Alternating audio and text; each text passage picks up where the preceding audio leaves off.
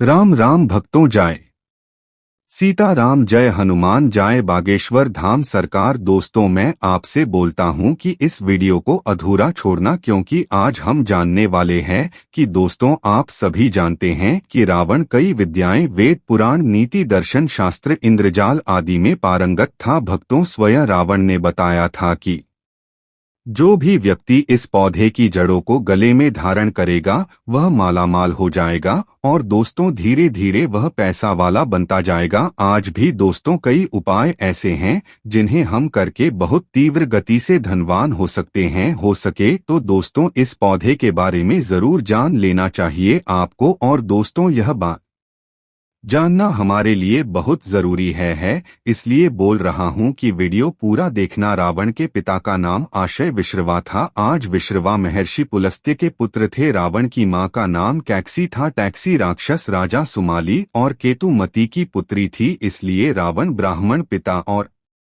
राक्षसी माता का संतान था। दोस्तों, रावण के अनुसार तंत्र मंत्र से, जड़ी बूटी से, पेड़ पौधे की कुछ क्रियाओं को करके आज भी कुछ भी किया जा सकता है। तकदीर बदला जा सकता है, भाग्य चमकाया जा सकता है। रावण केवल एक महान विद्वान पंडित था, बल्कि वह एक ज्योतिष और भगवान से जी का परम भक्त भी था। रावण अपने 10 शीशों के कारण आज भी जाना जाता है दोस्तों, जिसके कारण उसका नाम दशानन पड़ा है। रावण ने ही शिव तांडव स्तोत्र और शिव संहिता की रचना की है। आज जो आप शिव तांडव स्तोत्र का गान करते हैं, भगवान शंकर को प्रसन्न करने के लिए वह रावण के द्वारा ही रक्षित है। रावण संहिता में रामन के धनवान होने के राज सहित ऐसे कई तंत्र मंत्र के बारे में भी लिखा है, जिससे गुप्त और मिट्टी में गड़ा धन आपको बहुत आसानी से मिल सकते हैं। यह बात रावण संहिता में है, जिसमें रावण ने उसके धनवान होने का राज, धन प्राप्ति के अचूक व शक्तिशाली उपाय बताए है। दोस्तों, असुर के सम्राट होने के बावजूद भी रावण एक महान ज्ञानी पंडित, शास्त्रों में पारंगत था। दुनिया में ऐसा कोई भी व्यक्ति नहीं जो कि रावण को ज्ञान में परास्त कर दे रही है। माना जाता है कि जो जितने भी सौर मंडल का संपूर्ण ऊर्जा है, यह रावण के इशारों पर चल रहे थे।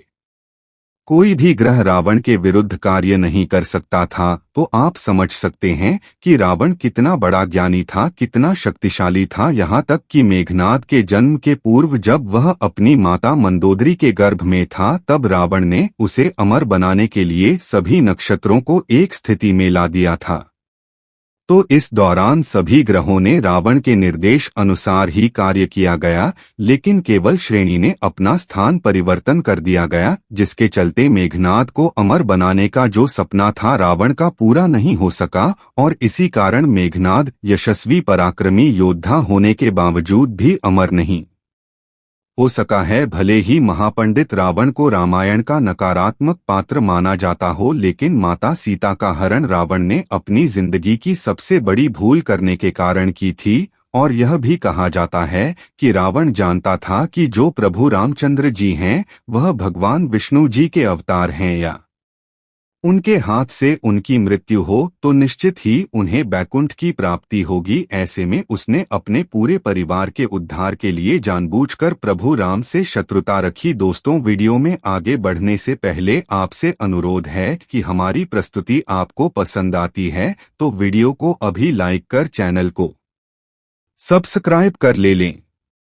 वीडियो को आगे बढ़ाते हैं दोस्तों, तो आइए जानते हैं रावण द्वारा रचित कुछ ऐसी जड़ी बूटी के बारे में, क्योंकि राम ने रावण संहिता में बहुत सारी ऐसी जड़ी बूटी के बारे में बताया है। कुछ ऐसे तांत्रिक वस्तु के बारे में बताया है जिसे धारण करने के बाद व्यक्ति के आध्यात्मिक उन्नति के साथ साथ व्यक्ति धन वान गुणवान बनते हैं। आप अपने इशारे पर सबको न चाह सकते हैं, आप जो भी बोलेंगे वही होगा। अर्थात रामायण में रावण संहिता में बहुत सारे तांत्रिक वस्तुओं के बारे में बताया है, जिससे व्यक्ति धारण करने के बाद दूसरे के मन मस्तिष्क को कंट्रोल कर सकती है। 18 आप 2 को वशीभूत कर सकते हैं। साथ ही साथ धनवान बन सकते हैं। यह जो है, इसे धारण करने के बाद व्यक्ति के जीवन में ऐसा धन संपदा आना शुरू हो जाती है जिसकी आप कल्पना भी नहीं कर सकते। सबसे पहले तो इस वीडियो में आपको कुछ साधारण उपाय बताऊंगा, फिर मैं आप लोगों को पहले जाए ने वाली के बारे में बताऊंगा। अगर आप हर काम में लाभ पाना चाहते हैं तो रावण संहिता के अनुसार किसी भी काम में सफलता न मिले तो दूर्वा घास का आप उपाय कर सकते हैं। सफेद दूर्वा आपको लेना है और उसमें कपिला गाय है, यानी कि सफेद गाय के दूध के साथ आपको उसे पीस लेना है। इसके बाद इसका तिलक आपको लगाना है। कहीं भी आपको जाना है तो देखना आपको उस कार्य में सफलता बिल्कुल ही मिलती है। यह वशीकरण का काम करता है। भक्तों, अगर आपको व्यापार में नुकसान ही नुकसान हो रही है या फिर आपको धन धान्य की कमी हो तो कुबेर मंत्र का जाप जरूर करना चाहिए। जातक को सच्चे मन और पूरी श्रद्धा के साथ में कुबेर मंत्र का जाप करना चाहिए। यह मंत्र का कम से कम 108 बार जाप जरूर करना चाहिए। एवं श्री क्ली विदेश में धन धान्य समृद्धि में देहि स्वाहा। अगर आप होली दीपावली में इतना ज्यादा जाप करते हैं उतना ज्यादा आपको इसका पॉजिटिव रिजल्ट मिलता है। आपके घर में 3 महीने के भीतर में इतना ज्यादा धन संपदा आ जाती है जिसकी आप कल्पना नहीं कर सकते थे। रावण संहिता के अनुसार इस मंत्र को 3 माह तक प्रतिदिन 108 बार जाप किया जाए तो बिल्कुल ही ऐसे व्यक्ति के घर में कुबेर जी महाराज माता लक्ष्मी दौड़ी चली आती है। लेकिन यह मंत्र जाप करते हैं तो आपको अपने हाथ में या पूजा स्थान पर एक कौड़ी रख कर के ही पूजा करना चाहिए। मंत्र जपना चाहिए। जब 3 माह पूरे हो जाएं तो जो कौड़ी है उसे उठाकर जहां पर आप पैसा रखते हैं वहां पर रख देना चाहिए। मान्यता है कि ऐसा करने से जीवन में कभी भी धन धान्य की कमी नहीं होती है।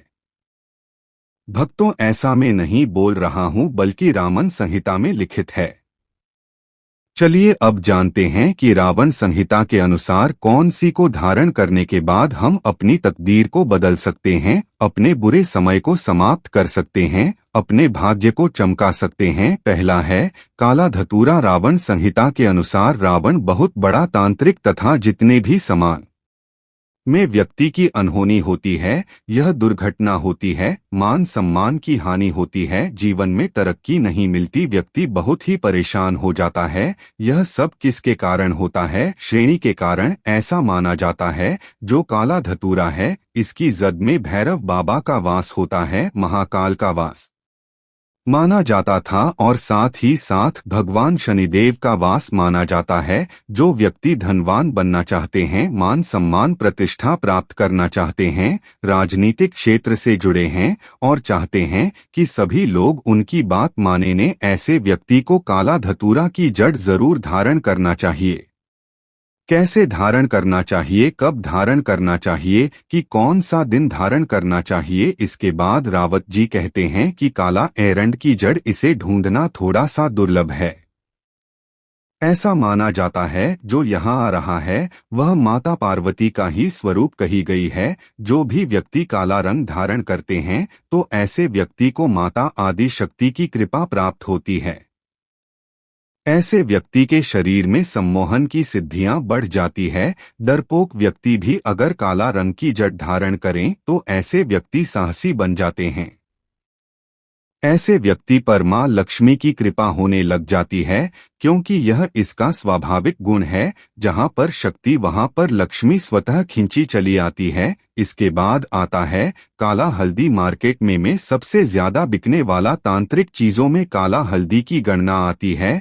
काला हल्दी को साक्षात माता काली का स्वरूप कहा गया है। जो काला हल्दी होता है, अगर आपको ओरिजिनल काला हल्दी मिल जाए तो ऐसा माना जाता है चलती ट्रेन को भी व्यक्ति रोक सकता है। काला हल्दी मिल जाए तो ऐसा माना जाता है काला हल्दी बंद ताले को खोल सकते हैं। तो इसके द्वारा और भी अनेक प्रकार की तांत्रिक क्रिया के लिए जाते हैं, जैसे कि हमारे धर्म तथा तांत्रिक ग्रंथों में लिखे हैं, जैसे कि काला हल्दी से व्यक्ति नोटों की बारिश कर देते हैं। अब ऐसा होता है कि नहीं होता यह तो हमें मालूम नहीं, लेकिन किताबों में यह जानकारी आपको पढ़ने को मिल जाती है। हम आप सभी दर्शकों को बताना चाहेंगे कि रावण संहिता के अनुसार काला हल्दी अगर कोई भी व्यक्ति धारण करते हैं तो ऐसे व्यक्ति से काली शक्तियां हमेशा दूर भागती हैं। ऐसे व्यक्ति की साक्षात माता काली रक्षा करती हैं।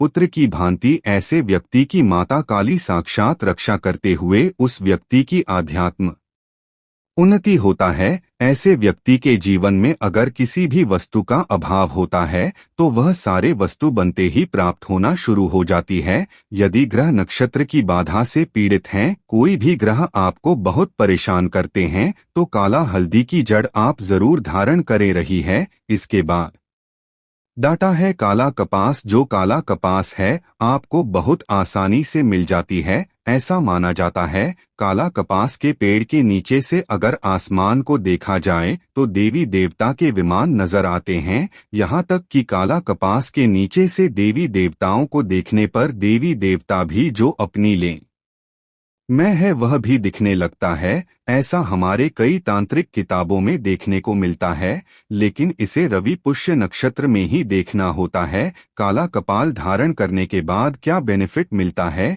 इससे आपको देवी लक्ष्मी सिद्ध होती है, देवी सरस्वती सिद्ध होती है और आदिशक्ति जैसे ही माँ पार्वती बोलते हैं, तीनों महाशक्ति सिद्ध होती है। इनकी जड़ों में तीनों का वास माना जाता है। यह बहुत ही प्रबल कहे गए हैं। तो चलिए जानते हैं कि इन जड़ों को किस प्रकार धारण करना होता है। तो कोई भी शुभ मुहूर्त एक दिन पहले यह जो हमने अभी जितने भी जड़ें बताए हैं, यह सब पेड़ पौध को आपको निमंत्रण देकर के आना होता है। एक दिन पहले शुभ मुहूर्त है, जैसे दीपावली है, होली है या कोई त्योहार आ रहा है, तो शुभ मुहूर्त में एक दिन पहले आपको इनको निमंत्रण देकर के आना होता आया है। इसके लिए आपको पीले चावल रखना है, आपके पास 5 अगरबत्ती रख लेना है और एक आपको नारियल रख लेना है। इसके बाद आपको अगरबत्ती जलाना है वहां पर। इसके बाद नारियल वहां पर आपको भेंट कर देना है। जो भी पेड़ पौधे की जड़ लाना चाहते हैं,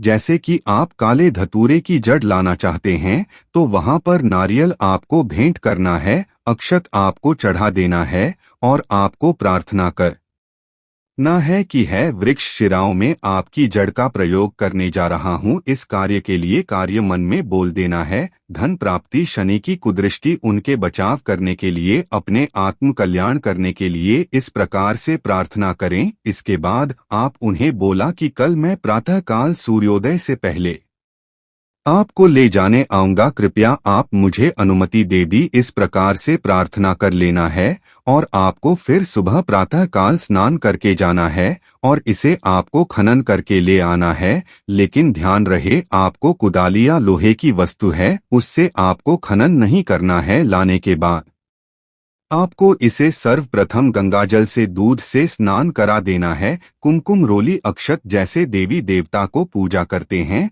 उसी प्रकार से इसकी पूजा करनी है। उसके बाद इसे चांदी के ताबीज में डालकर पहनना है।